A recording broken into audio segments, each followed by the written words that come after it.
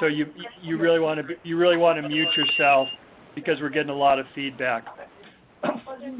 So first of all, I want to comment on the statement made in the discussion document about the spread of MLTSS. This is a common statement in any conversations about managed long-term service and supports.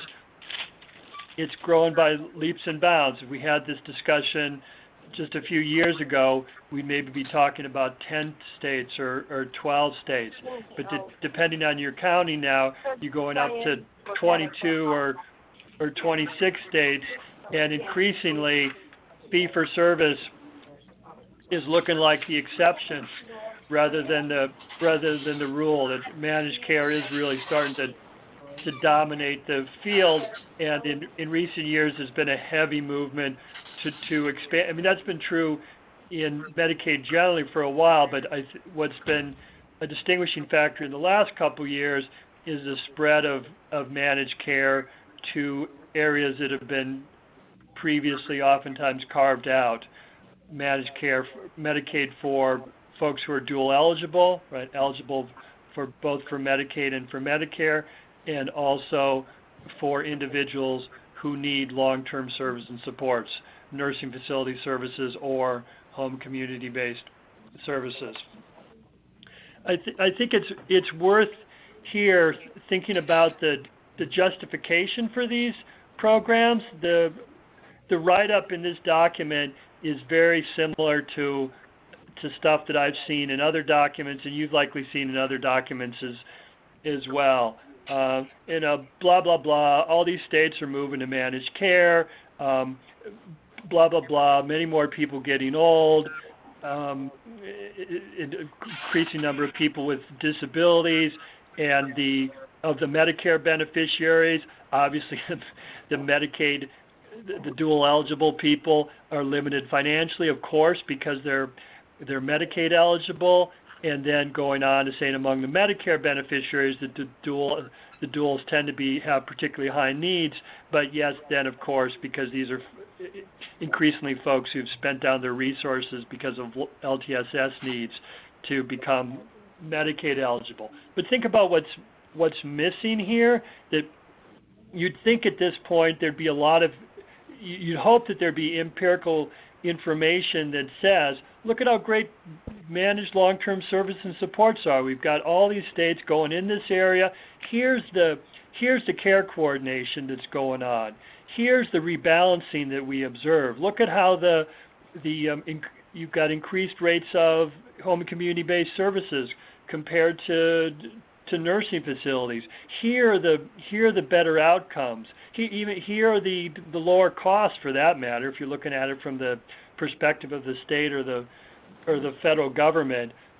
And you don't see that sort of justification in this document, and I think it's worth asking why.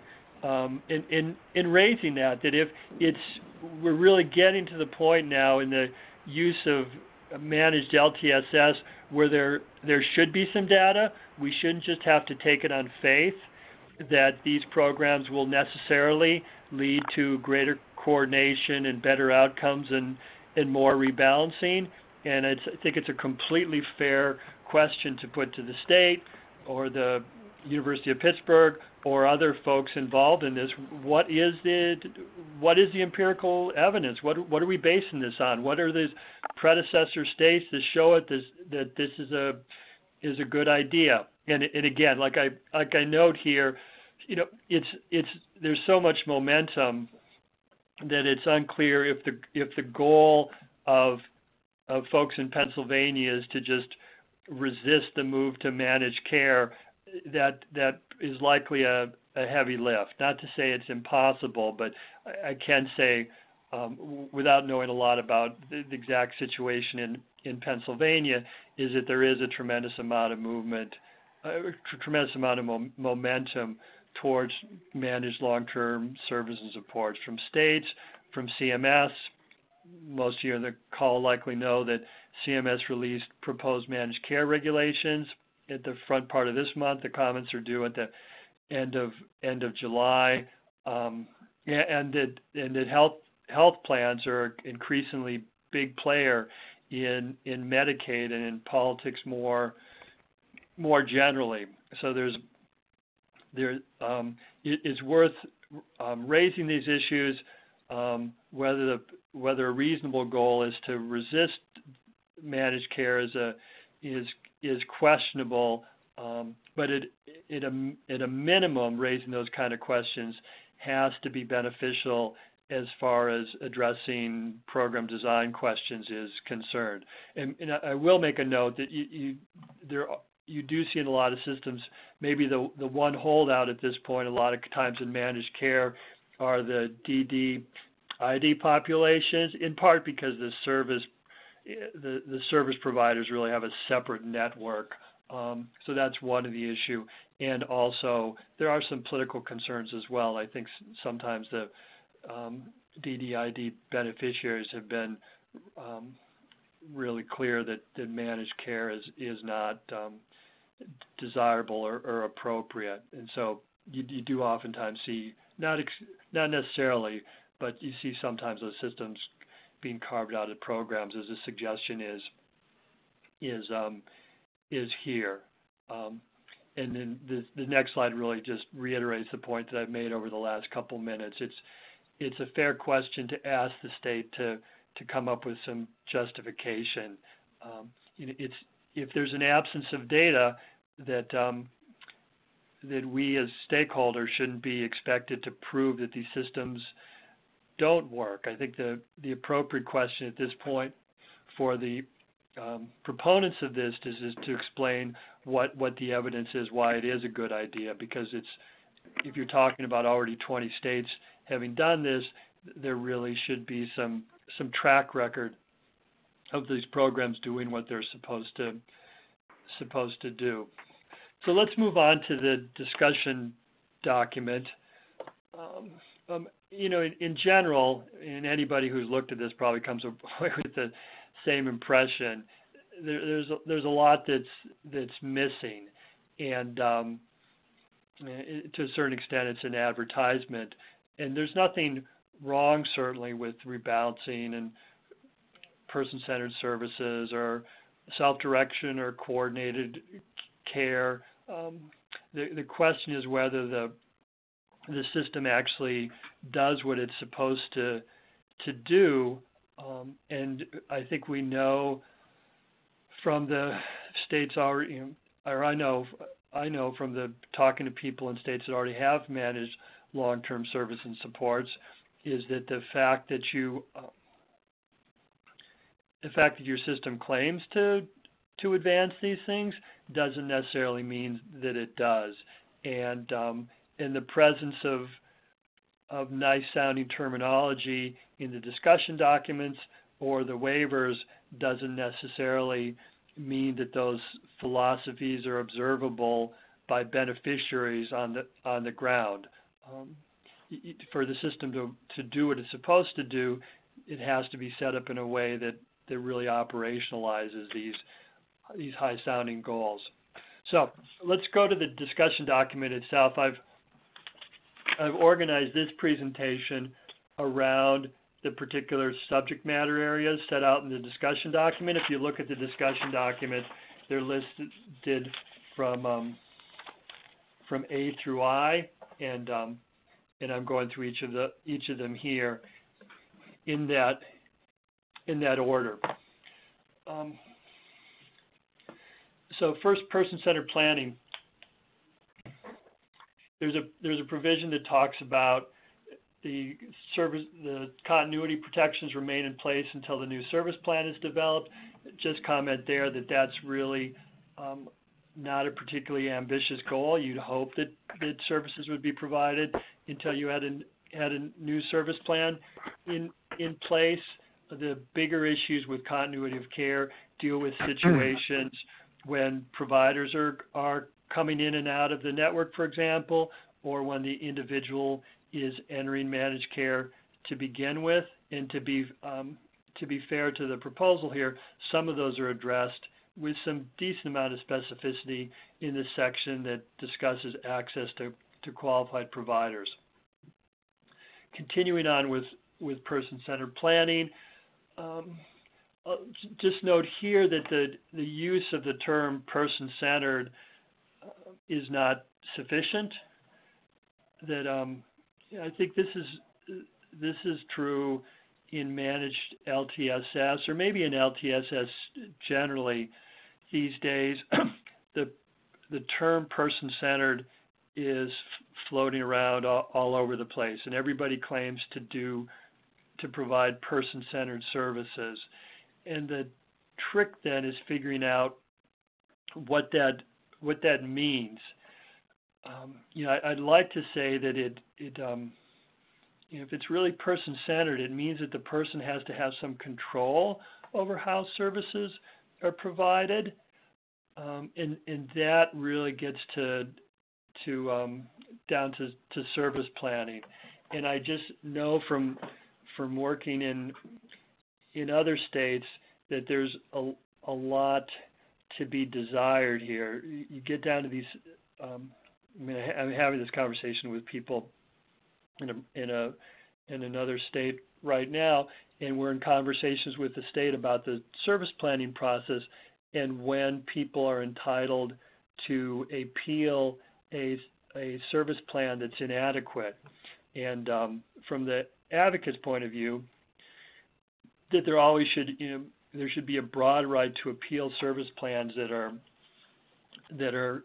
inadequate, because under Medicaid rules you should be able to appeal an adverse decision. And if the service plan is less than you want, that should be appealable. But the state is really going off a separate model. They are resistant to providing such appeal rights, and are going forward based on a model that wouldn't notify people of appeal rights and make it much more likely that the person, the beneficiary, the consumer, would just end up acquiescing to the plan that's provided.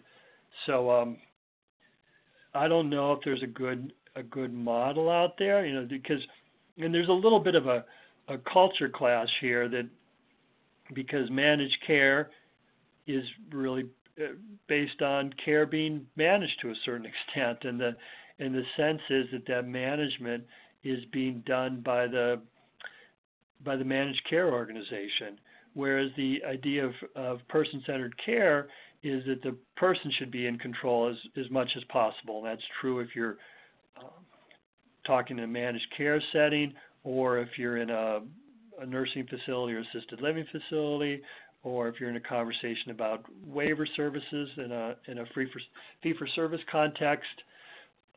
The person needs to be in control. So that's the kind of detail that needs to get through, and I encourage people to comment on that. Like I said, I wish I could give you a great example of a state that does this well, but I get the sense that it's just a conflict, that, as I said, this conflict between the idea that the care is being managed by the MCO or managed care organization, and this idea that care is in person-centered. So in any case, the continued use of the term person-centered doesn't necessarily get you any place unless there's the mechanisms within the plan to make sure that the consumer has realistic rights within this managed care mechanism. Going on, the document also refers to an assessment tool that considers the various needs and preferences. Here again, the question is how much control the consumer has as opposed to the managed care organization, and also the question is how this assessment tool is being used. I'll say in a lot of states you have questions here about how personal care services are evaluated and authorized, how many hours of care do you need, or how many hours of care you authorized for certain tasks in your own home, for example. And there are real questions as to how the MCOs are doing this evaluation. I think it's our preference or recommendation that the state have I think we're more comfortable with more transparent systems where there may be an algorithm that considers factors and comes up with a decision on the hours that are available, for example. The alternative sometimes is the MCOs making these kind of decisions and not necessarily making them based on a transparent calculation, and instead, in many cases, basing them on tools that they often claim are not available to the beneficiary because this particular tool is proprietary knowledge.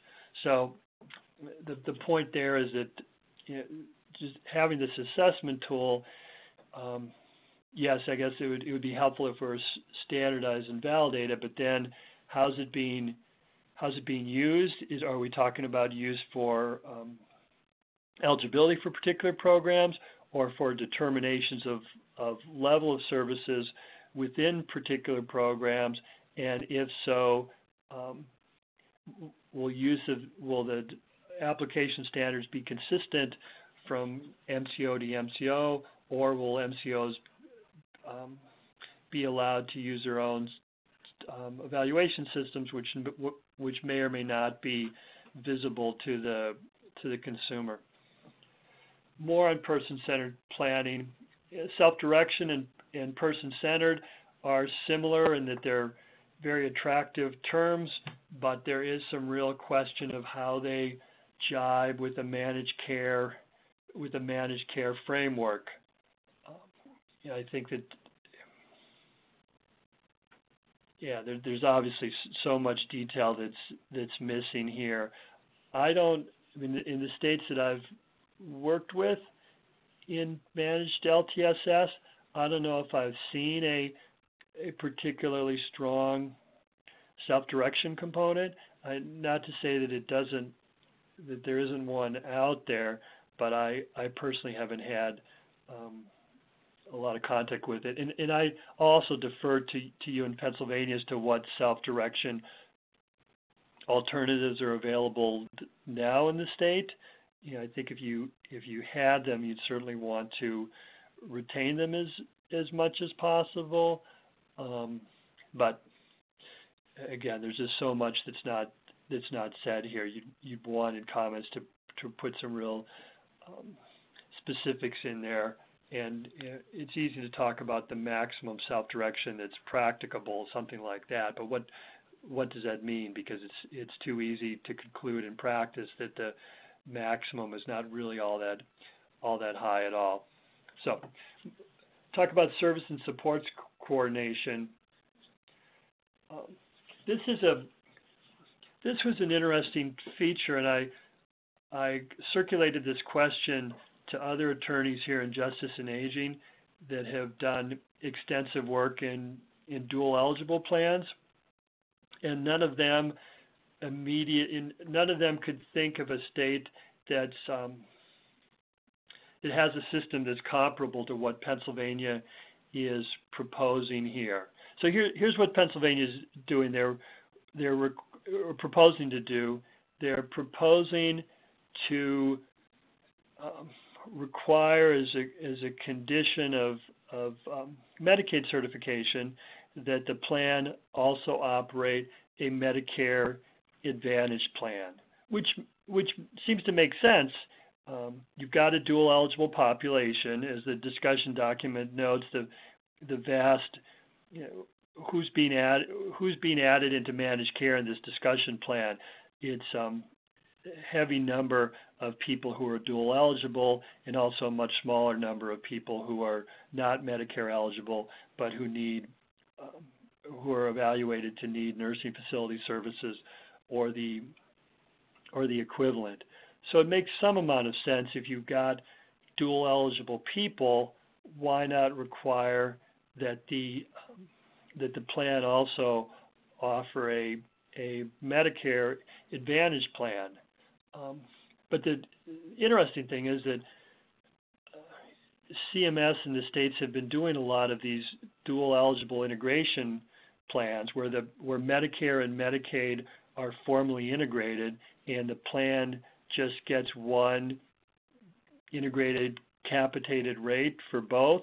There's been a lot of work on these demonstrations over the last few years, and CMS has put a lot of time and thought into how to coordinate this. There's a whole separate world of dealing with these dual eligible plans that are integrating Medicare and Medicaid, the idea being that there's less negative cost shifting and better coordination, et cetera, et cetera, et cetera. So this is a way to do the same thing in a way, but without having all these procedural protections and systems that have arisen in the dual eligible integration program. So it's dual eligible integration to a certain extent, but through the back door in some ways.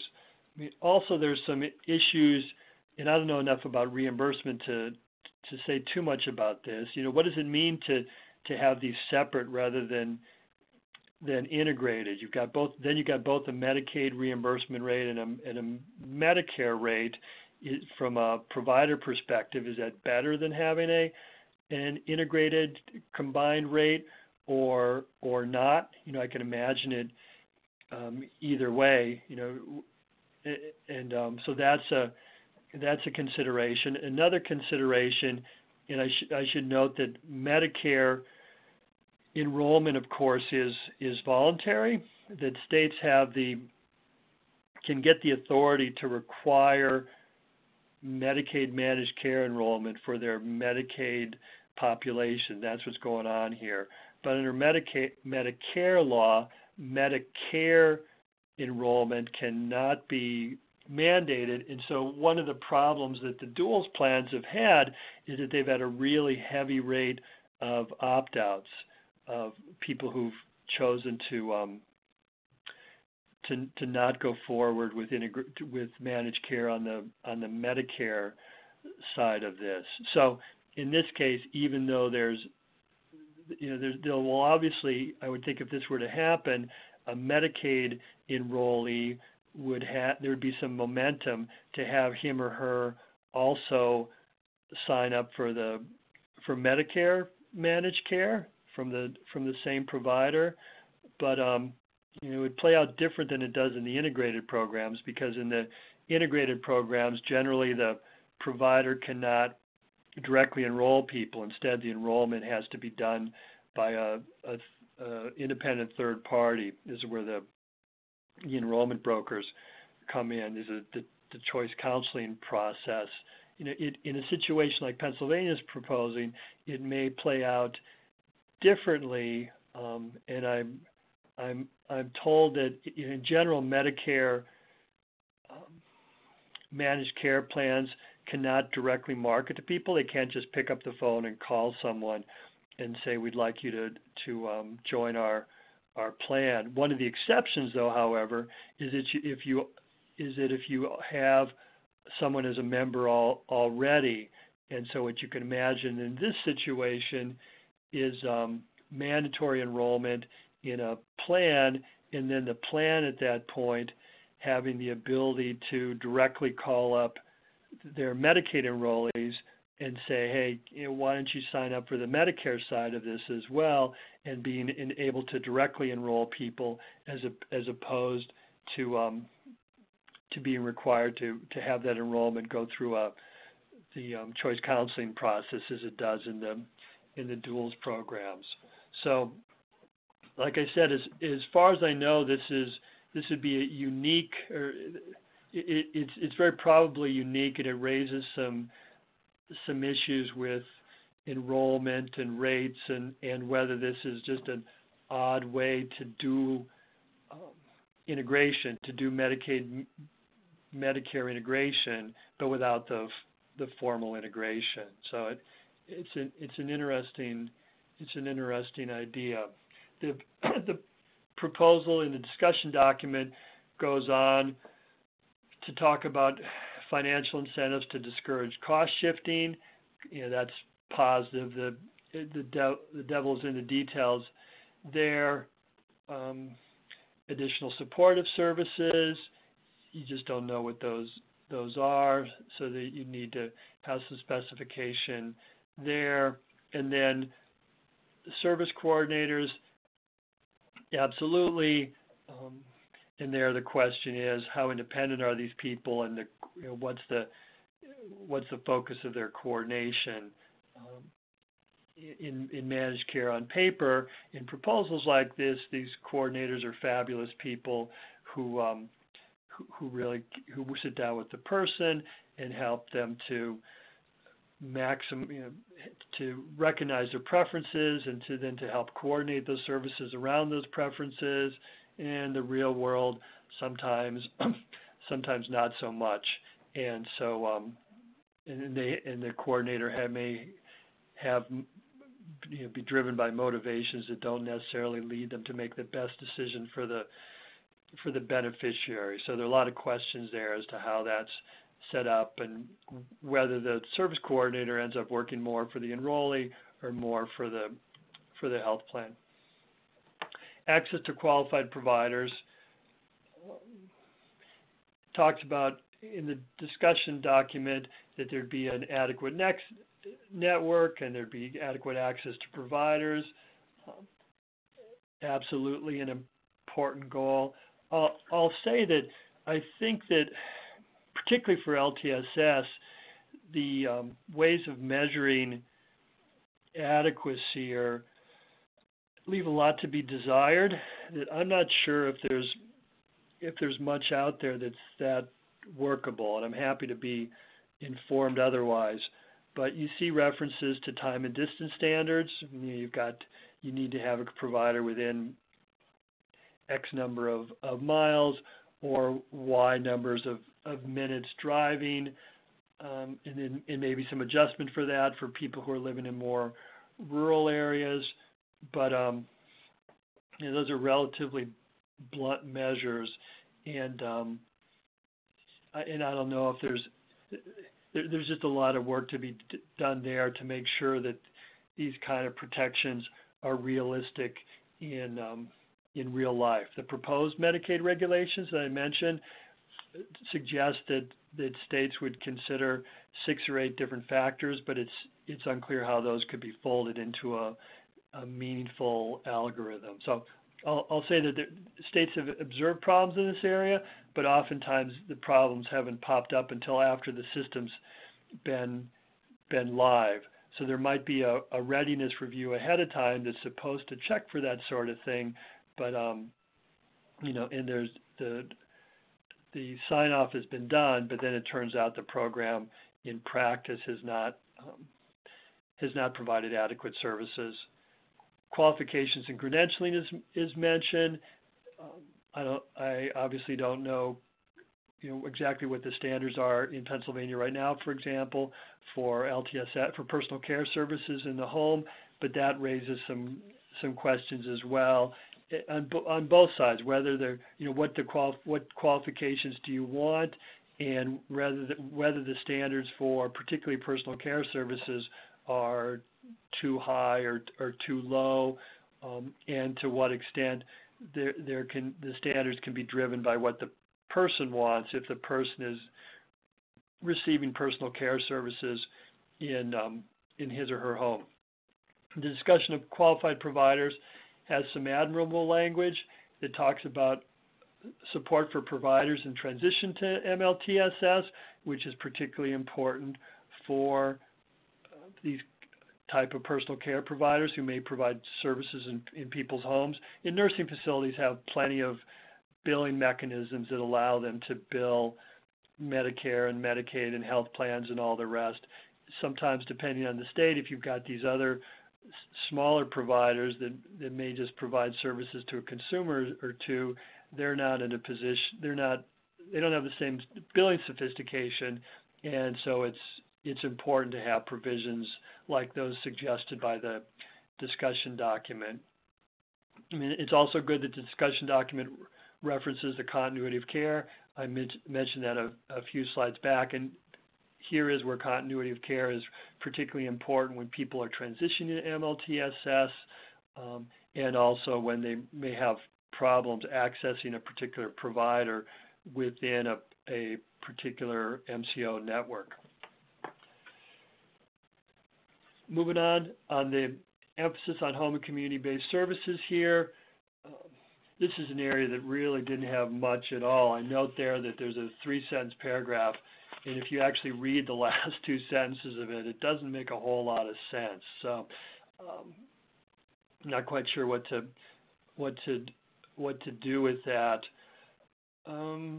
Yeah, there needs to be much more detail here. Every state says, oh yes, we desperately value home and community-based service, but this is where they've got to step up to the plate and really do it. What services are you entitled to under your existing programs? Is that package of services adequate? Does that need to be bolstered? I don't know whether there's any problems within Pennsylvania on waiver slots. You would hope that there wouldn't be. You'd want to make sure that whatever enrollment limits there are set high enough so they aren't reached, and so that I think you'd almost demand that if the program really says we're emphasizing home and community-based services. Florida, for example, was a little inconsistent on this.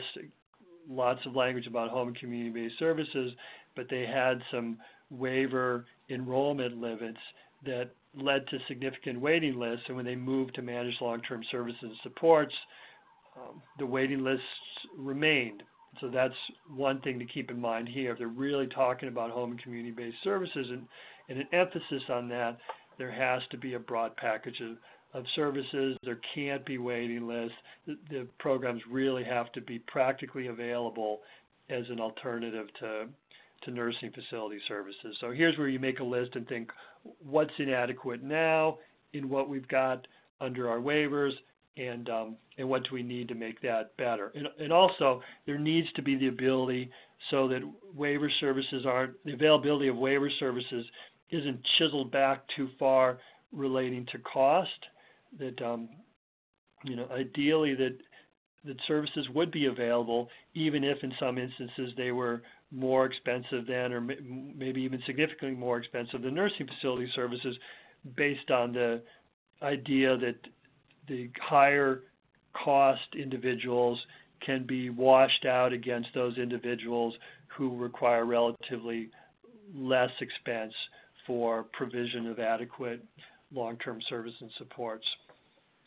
There's a mention in the discussion document of performance-based payment incentives. Again, I'm probably hampered. Probably if you were talking to a lawyer for a health plan, for example, or provider, they'd be much more conversant, but maybe less candid on how payment incentives work. As always in these systems, they're blunter instruments than you would hope, and they're subject to gaming and leading and subject to causing sometimes consequences that weren't necessarily intended when the programs were designed. So it just needs to be a lot more thought put into this.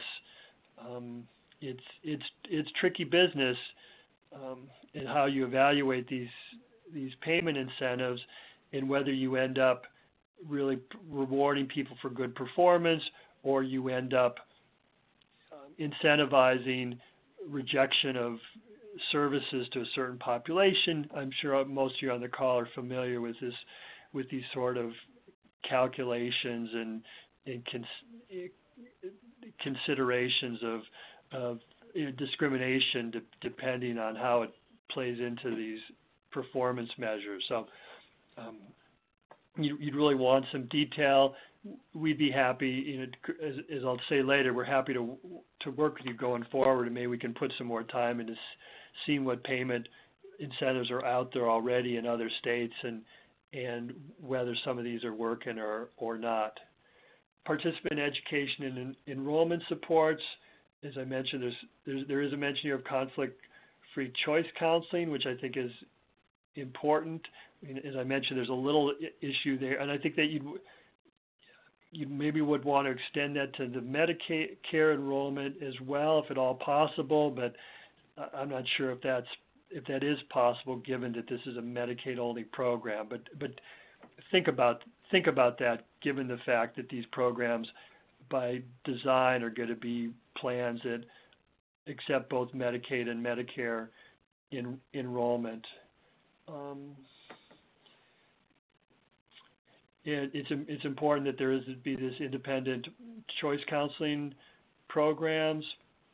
And the ombudsman services that are out there now, their effectiveness varies greatly from state to state. My sense is that they're generally underfunded and don't do nearly what you'd hope they do. We've been talking a lot with people from Kansas, and still several years into their program, it seems as though they're running with just a core ombudsman program of a handful of people, and only now are working to develop a volunteer program.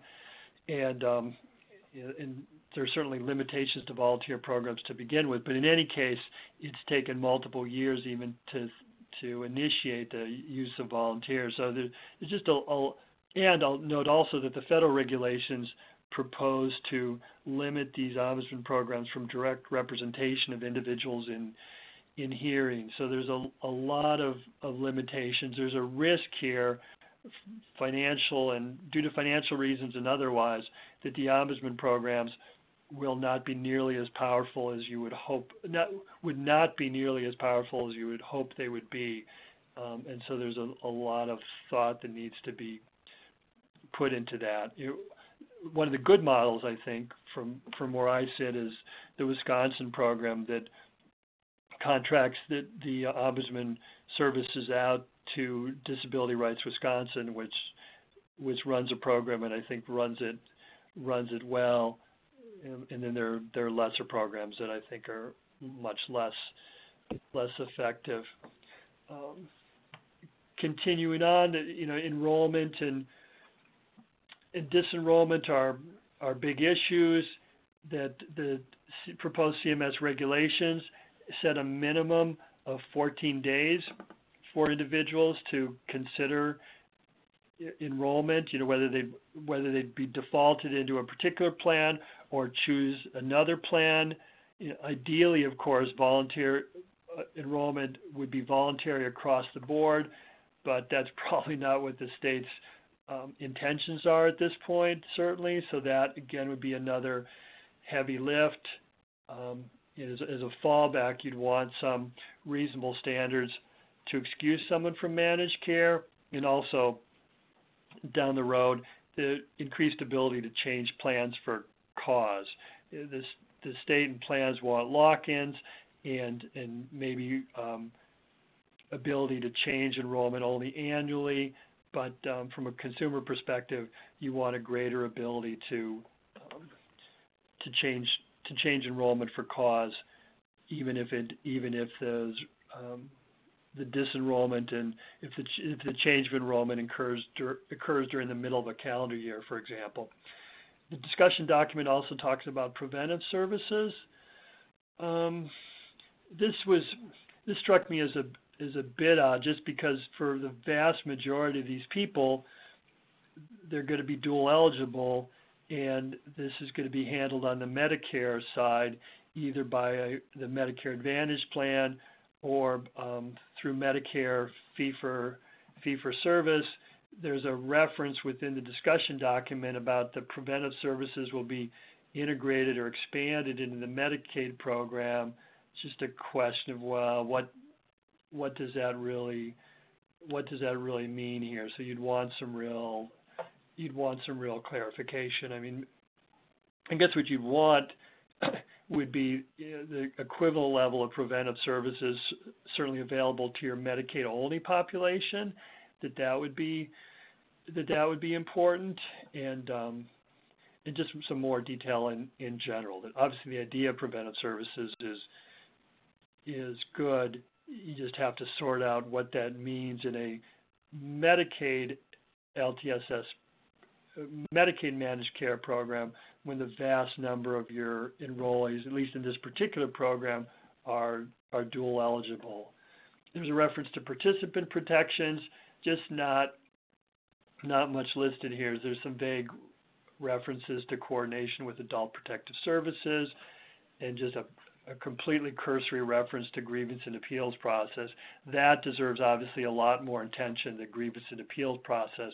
The proposed federal regulations would require exhausting on the appeal side, exhausting your plan remedy first by going through an appeal with the plan before going on to a state fair hearing, and that's where what the federal government is proposing right now. But folks could obviously suggest something different here.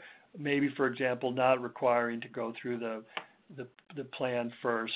And I may defer. You probably have some experience with managed care in existing programs, in non-LTSS, non-dual programs, and you may already have some sense of the value or lack of value of internal plan appeals right now.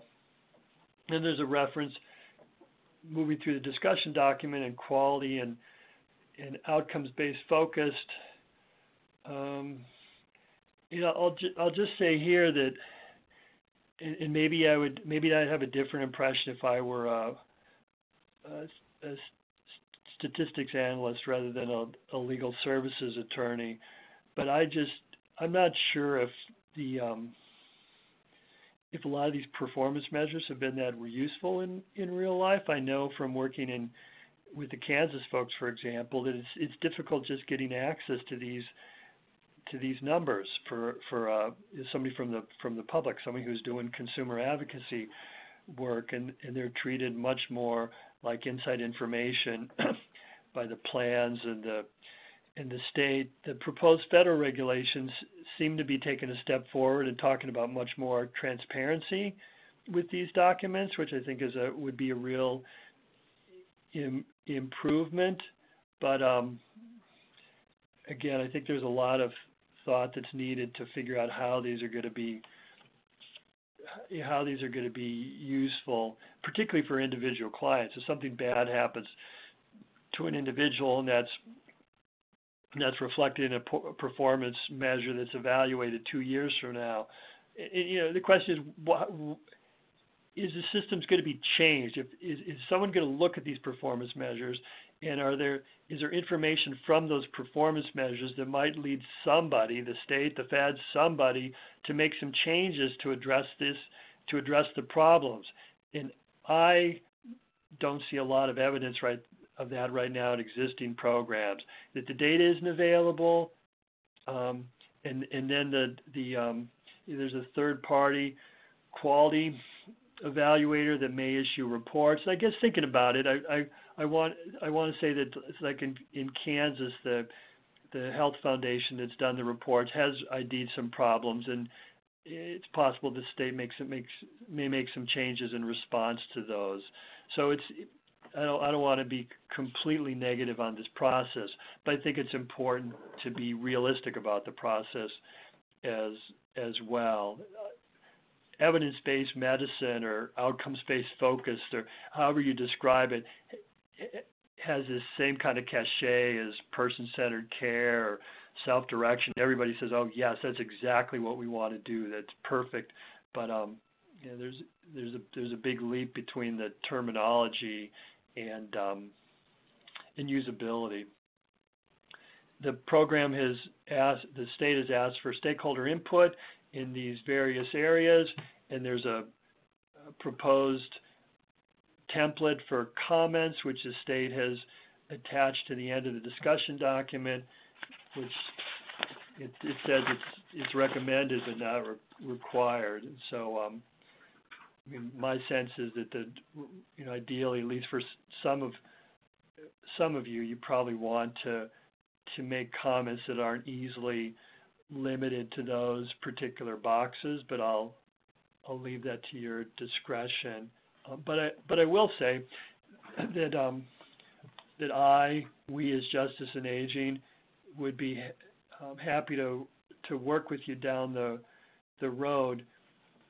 I and others here are part of a project that's working with a limited number of state advocates, and so we've got additional funding for at least the next 9-10 months, and and I think we hope to continue to work beyond that to consult with state advocates, bring in our expertise as we can, just assist. So, as far as I'm concerned, I would hope that this wouldn't be the last conversation that I'd have with folks. We'd be happy to help, and over the next couple of weeks or further down the road, to the extent that we can, based on the work that we've done with CMS and also with stakeholders in other states. And also reference that we have some resources out there. I'll tell you they're a little funky today because we're moving our website from one web provider to another, so probably don't look at them today, but maybe tomorrow or the day after that they should be good. There's an MLTSS toolkit that has recommendations. We did this along with the Disability Rights Education Defense Fund, and it has recommendations for provisions in managed long-term service and supports programs. And then we also have an online library to MLTSS contracts. So we gathered about a dozen contracts between state Medicaid programs and managed care organizations, and that's where a lot of these details of the programs are. The waivers have some information, but a tremendous amount of the practical details are in these contracts.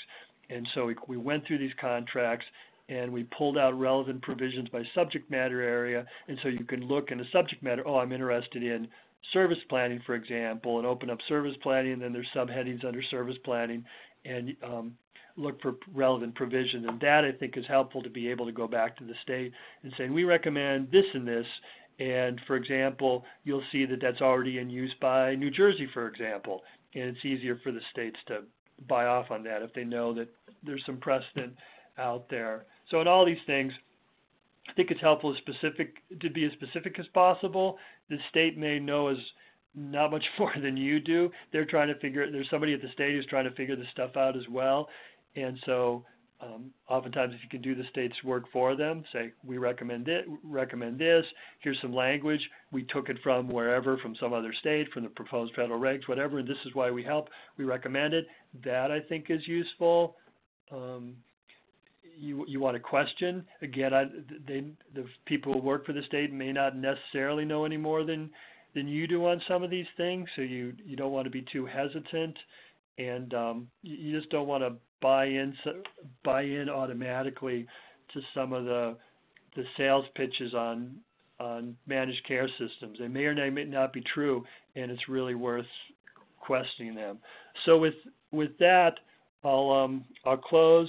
I'm happy to address any questions that may have arisen. Thanks, Eric. We really appreciate all this very helpful information. There was a question asked on one of your earlier slides. You talked about data that has shown relatively poor performance by dual integration programs, and the question was, could you provide some examples of this? I mean, I think the problems in the duals, one of the things is what I mentioned, there's been a lot of opt-outs. So there's if you're looking for citations, that the Kaiser Family Foundation put out a report in April that dealt with a lot of the duals programs. And so that, I think, is worth looking at. So that, and if people want the exact citation, you can just send me an email. I had it up on my screen, but now it's gone. But if Kaiser Family Foundation, it looked at duals and duals programs was particularly looking at duals programs based on their history of providing managed LTSS prior to becoming duals programs, and had a lot to say about the programs.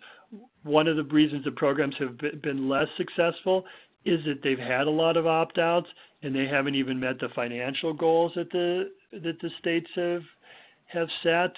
Like in California, for example, where I'm based, there's a heavy number of opt-outs. People haven't signed up. People haven't agreed to have their Medicare sent to managed care, and so a lot of the assumptions behind the duals programs haven't been realized. And then because of that, and just because of general problems, that there hasn't been the kind of empirical support for care coordination or rebalancing. For example, I know from we've done specific work in Kansas in recent months, looking through their performance measures, trying to get some sense of, to see if there's any support for the idea that there's been rebalancing, a greater use of home community-based services, and it's difficult to get the data. And once you get the data, I don't think the data supports the promises made at the initiation of the program. So even states like Kansas that are considered, I think, more favorably about doing this well, there's still not the data to support that this is effective. Yeah, we're talking with people in Kansas, and yeah, I don't think that the data's there. And I think on the ground there's the same sort of misgivings about whether it's doing what it's supposed to do. I will say this: there is a big discrepancy between the discussions of care coordination that you see in discussion documents like this, and how care coordination feels on the ground. And this is not a surprise that the managed care coordination process, the individuals don't have the kind of control that you'd like to see them have, and so a lot of times the care coordination doesn't feel any better than what you have in a fee-for-service setting, when the whole thing seems a little bit disorganized and the consumer feels oftentimes a little bit adrift. Would you say, from your experience, has CMS been responsive or receptive to advocates voicing concerns or problems directly to them? To a limited extent, I think that. So I think yes, if it's presented, I will say this: I think they hear less than is probably ideal. So I do think it's worth going to CMS, either the regional people or the managed care people, the MLTSS people in Baltimore, when you've got a particular issue that can be identified. I think sometimes they're just trapped in their own communications with plans and states, and so they don't hear from consumers enough. And so I do think it's useful to when you've got an issue that's properly set up, to bring it to them. And I'll just mention to folks again, right, any questions you might have through the chat feature, because we're getting ready to wrap up in a minute or two. And I guess while we're waiting to see if there's any more questions, are there any final remarks you want to make, Eric, or any suggestions or red flags that would be good for us to try to avoid as we proceed on this process here? Well, I guess one thing is just to think about what's doable at this particular stage, right? You've got a a 20-page document here, and there's a lot that you could say about it, but maybe this isn't the time to come in with tons of detail. I think you just, first I think you decide whether your goal is to stop managed LTSS or just to make it as, accept it and make it as good as possible. That's an initial choice. My guess is that the decision is we're just going to do the best we can because this is a runaway train, probably. But I'm not in the state, so I can't really address that. And then I think you want to pick some points some high-level points that you think will get some traction. I'd like to say that you should do something that maybe turns the tables a little bit and forces the state to justify what they're doing and to bring up any kind of empirical support that they have, because I do think that's useful. I don't think they should just be able to go up there and say, managed care, of course, is the answer. Who says it's the answer? We understand we've got a problem, but what's the evidence that managed care is the solution to this? So that, I think, is worth doing. And then maybe focus on a couple of other issues, like maybe some of the things we talked about today. Higher level. I can think of care planning issues, for example, or enrollee control issues, things like that are fairly basic. Who makes the decisions here? How's the enrollee supposed to have some control over within this system? And I think there's some fairly fundamental issues like that if those are resolved in a way that's better, it'll go a long way to making the system reasonably favorable for consumers. Well, thank you for that. And I can say from being in Pennsylvania, this is more or less a runaway train. While they're very vague on what this is going to look like, they are very clear that they're moving forward with this proposal. I have one last question and before we wrap up, and that is, can you speak more to how the Ombudsman program can gain more power in terms of helping participants?